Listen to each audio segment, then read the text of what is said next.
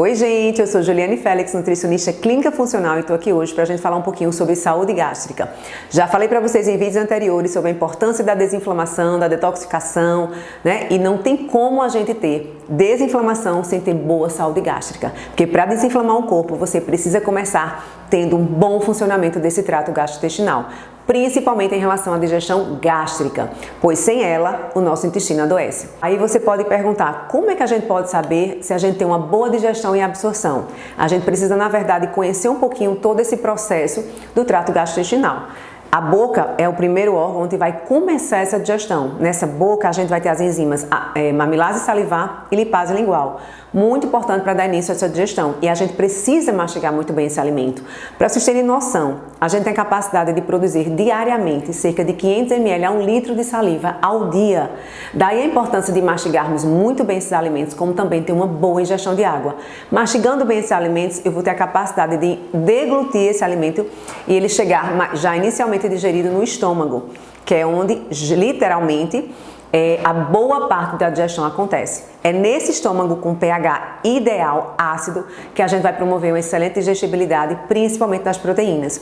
Temos no estômago uma produção diária de 2 a 2,5 litros de suco gástrico e que você deve apresentar com esse pH ácido uma boa digestão e que esse bolo alimentar bem mastigado, bem digerido, chegue nesse intestino com a consistência adequada e esse pH também facilite a continuação dessa digestibilidade lá no intestino através da ativação do seu pâncreas e da sua bile, certo? Justamente porque esses dois órgãos vão participar da digestão, liberando enzimas pancreáticas, provavelmente, e a facilidade dos sais biliares. Então, se eu não tiver uma boa saúde estomacal, eu já vou começar o comprometimento dessa digestibilidade e absorção lá no intestino. Então, a gente precisa passar por cada etapa de maneira adequada, garantindo uma boa digestibilidade, já que todo o nosso intestino tem relação direta com o nosso cérebro, entendeu? Por isso que você, por exemplo, às vezes quando está muito estressado e você perde a fome ou não consegue comer ou até sente indigestão, é justamente por essa conexão que o nosso intestino tem com todo o nosso organismo. E por que temos que ter um bom pH ácido, Juliane, já que você mencionou que o pH tem que ser muito ácido? Porque esse pH ácido, ele vai ajudar a absorver nutrientes importantíssimos que só são absorvidos em meio ácido, como por exemplo o ferro, o cálcio, a vitamina B12, o ácido fólico, o magnésio, o zinco e muitos medicamentos que precisam do pH ácido. Então isso vai ajudar com que você consiga absorver esses nutrientes e não precise constantemente de suplementação. Essa acidez também é muito importante para evitar que bactérias patógenas sobrevivam e cheguem no intestino vivas, porque se elas não morrerem no pH bem ácido, elas chegam vivas no intestino e se reproduzem muito rápido, gerando quadros por exemplo, de SIBO, que é um supercrescimento de bactérias patógenas no intestino, como também uma disbiose. E isso vai comprometer com toda certeza permeabilidade intestinal e absorção de nutrientes. Outra função muito importante desse pH ácido é ativar as enzimas digestivas. Elas só são ativadas em meio ácido. E a gente ativando essas enzimas digestivas, você vai garantir uma boa digestibilidade, evitando fermentação, azia e refluxo. Que nada mais é a azia e o refluxo, é essa fermentação do alimento que não tem uma acidez adequada. Outro ponto importante dessa acidez é que esse bolo alimentar, bem digerido, vai chegar nesse intestino na forma adequada, capaz de ativar o pâncreas, a continuar a digestão e que ele não seja fermentado pelas bactérias patógenas, garantindo absorção e desinflamação. Vou dar uma ressalva, é muito importante. O uso indiscriminado dos famosos prazóis vai deixar esse pH em torno de 4, que não é um pH tão ácido, e pode justamente acarretar os desequilíbrios intestinais muito comuns nos dias de hoje.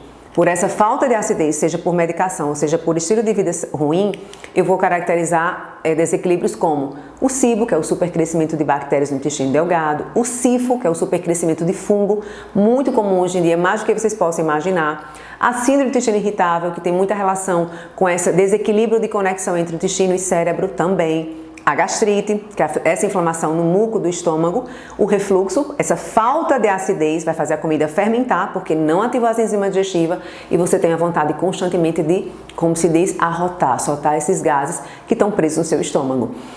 A hipocloridria também, ela pode acarretar outros problemas e, consequentemente, no futuro, levar a uma gastrite ou até mesmo uma úlcera.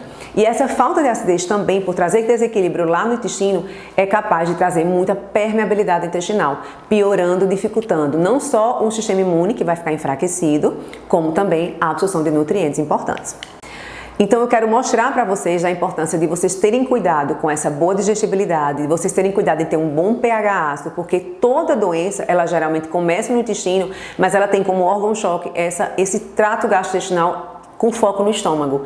Essa acidez ela é muito importante. O uso indiscriminado de medicações que reduz esse pH, ele geralmente traz problemas sérios e o paciente geralmente só vai se dar conta depois que ele tem anos de uso de, por exemplo, dos prazóis. Às vezes o uso indiscriminado traz prejuízos muito sérios a longo prazo e que muitas vezes a gente não consegue nem reverter. Ninguém consegue ser saudável sem digerir bem e muito menos sem absorver. Então lembrem, toda doença geralmente ela começa pelo intestino e a gente só consegue geralmente entrar em remissão ou tratar através do intestino saudável. E esse trato gastrointestinal ele vai incluir não só a boca, como o estômago, o intestino e até o ânus. Então a gente precisa ter esse trato gastrointestinal em equilíbrio. Combinado? Espero que vocês tenham gostado do vídeo de hoje e até a próxima!